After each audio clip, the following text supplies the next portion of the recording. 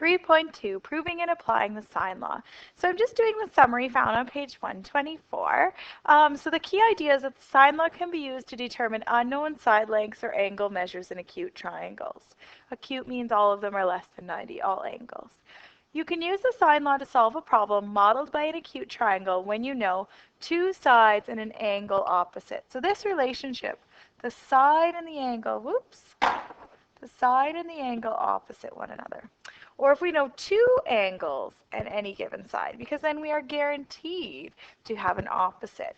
And here you're saying, oh, we don't have an opposite, but we do, because if you know two angles, you can find the third, and then you have an angle and an opposite side. That's what's important in the sine law. If you know the measure of two angles in a triangle, you can determine the third, because it adds up to 90. So here is the sine law. The ratio of the side length to the sine of the angle opposite is constant. In other words, it can be written all of these ways. So when you want to do side lengths, you write it this way. When you want to do angles, you write the sine law that way. Okay, so that relationship, that ratio is constant. And what that means is if it was, let's say, a 1-to-2 ratio, it doesn't mean every side and every angle is the same. That's the same as 2/4 or 54 108ths, right? It's that same ratio. Okay. One thing that will be valuable for your pre-test would be to look on page 118. Page 118 to page 119, they go through Ben's proof of the sine law. So that would be valuable to look over and to understand, okay? That's again on page 118. So now we're going to apply the sine law. Let's try this out. So a triangle has angles measuring 80 and 55. The sides opposite the 80 angle is 12, and determine the length of the side opposite 55 to the nearest tenth. So something to know about triangles, the longest side is always opposite the biggest angle. So in this case, 80 is our biggest angle. So I'm going to put 80 here, and it said opposite that is 12 meters. Our other angle is 55. Doesn't matter if we put it here or here. All that matters is we're looking at this side opposite here. Intuition should tell us that this side is going to be shorter than 12. If we get a bigger number than 12, we did something wrong, because the angle opposite, or sorry, yes, the angle 55 is smaller than 80. Okay, so we know the side length A is to the sine of 55.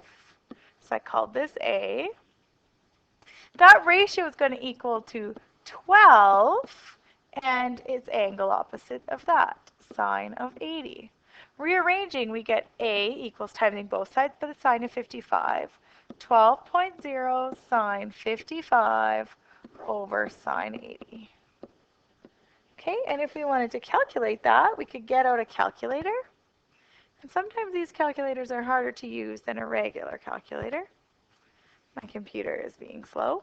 Okay, so I am going to do, the way I'm going to do it is I'm going to go 55 sine. I think that's the way I have to do it in my calculator. I'm going to times that by 12. And then I'm going to divide by, and I'm going to do brackets in this case. I'm going to divide by 80, and then I think I have to press sine. Yeah.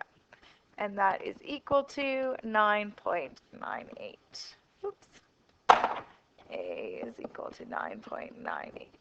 That is how long that side is to the nearest tenth. So this is the 10th spot, so that would actually be 10 meters. Okay? Okay, this next one is a little doozy. What's important that you read this communication tip. So directions are often stated in terms of north and south in a compass. For example, north 30 degrees east means we start at north, we move 30 degrees towards the east, okay? South 45 west means traveling in a direction 45 west of south. What's interesting, north 30 degrees east is the same as east 60 degrees north, because you start at east, you go 60. Okay, so those are equivalent. So just be aware that when we're given these, we might have to do some drawing and some thinking. Okay, the captain of a small boat is delivering supplies to two lighthouses as shown. His compass indicates that the lighthouse to his left is located at north 30 degrees west, So that's what they showed here, north 30 degrees west. Um, and the lighthouse to his right is north 50 degrees east. Determine the compass direction he must follow when he goes from B to A. Okay, so the first thing we have to look at is right here. This is going to be a total of 80 degrees.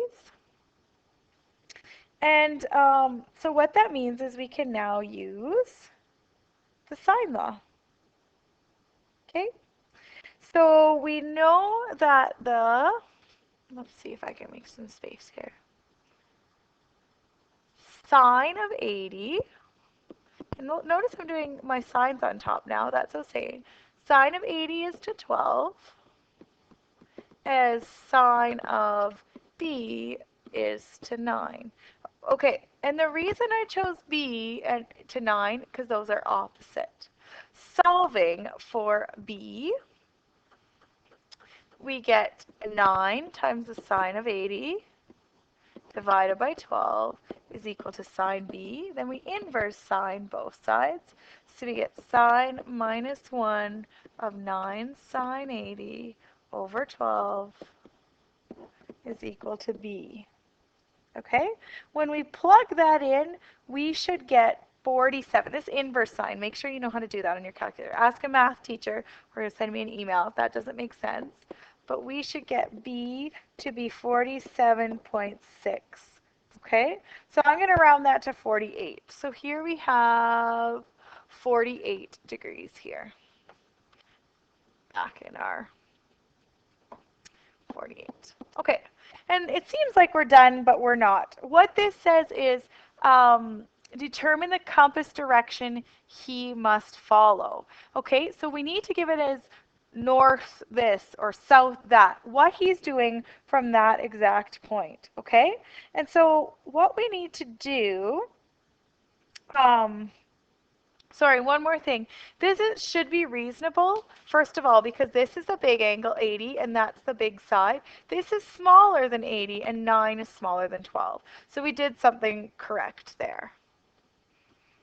Okay, I just drew some helper lines to help us do the compass, what did they call this? The compass direction. That's the word I'm looking for. Okay, so we have a set of parallel lines right here. These are parallel.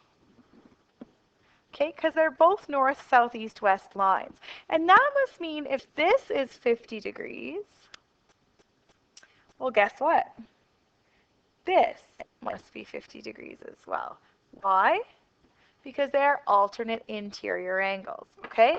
So that must mean that this right here is 40 degrees because it adds up to be 180, or sorry, adds up to be 90. But we knew that this entire angle right here was 48. So that means there's 8 degrees right there, which looks about right. So when he is giving his compass reading, he could say one of two things. He could say go west 8 degrees towards the north, or he could say go north, and if this is 8 degrees, what's left must be 82 degrees west. Okay, so these are important things to practice, and make sure you do questions like this, because a lot of people get these directions wrong. They'll get the opposite of what's being asked. So these are good questions to try. Okay, just another reminder to make sure you look over that proof on page 118. Try a bunch of practice questions and make sure you can do this.